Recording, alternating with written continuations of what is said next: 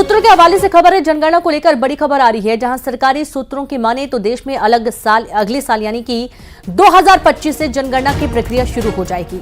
जनगणना साल 2026 तक चलेगी। बता दें कि इस बार लोगों से धर्म, वर्ग के अलावा संप्रदाय भी पूछा जा सकता है। वहीं 2028 तक परिसीमन की प्रक्रिया पूरी हो सकती है। 2021 में जनगणना शुरू होनी थी, लेकिन कोविड महामारी के कारण जनगणना को टालना पड़ा था। लेकिन एक बार फिर से ये खबर सामने आ रही है कि अगले साल यानी कि 2025 में जनगणना शुरू कर दी जाएगी। संवाददाता अशरफ काजमी जुड़ गया। अशरफ, जनगणना की मांग की जा रही थी लगातार विपक्ष की तरफ से भी, और देखा यह जा रहा है कि अगले साल जनगणना की बात कही जा रही कि शुरू हो जाएगी। बिल्कुल, देखिए 2025 से केंद्र सरकार ने फैसला कर लिया है कि जनगणना की जाएगी, क्योंकि ये जनगणना 2021 में होनी थी, लेकिन कोविड के कारण नहीं हो पाई थी, तो इसे अब 2025 में शुरू किया जाएगा और इस पूरी प्रक्रिया में करीब 1 साल का समय लगेगा।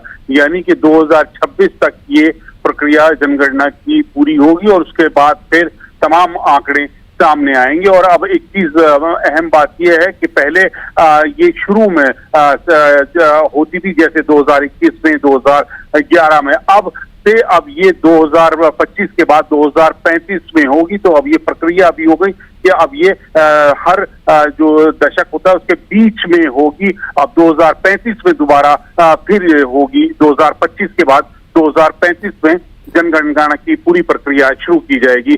और इस जनगणना से जो विपक्ष की मांग थी, काफी हद तक वो सुलझने की या उनकी मांग पूरी होने की कवायद है, क्योंकि उन्होंने कहा था कि जातीय जनगणना की शुरू की जाए। लेकिन अब जब सरकार ने फैसला कर लिया है तो जनगणना के जो आंकड़े होंगे वो सामने आ जाएंगे और वो क्या स्थिति होती है, कौन कितनी संख्या में, ये सब चीजें साफ हो जाएंगी। जी बिल्कुल, बहुत शुक्रिया आपका अशरफ तमाम जानकारी के लिए। तो फिलहाल क्या स्थिति बनती है वो भी देखना होगा। हालांकि अगले साल 2025 से जनगणना की बात कही जा रही है कि शुरू हो जाएगी और जनगणना के बाद परिसीमन भी होगा। सूत्रों के हवाले से ये पूरी जानकारी निकल कर आ रही है।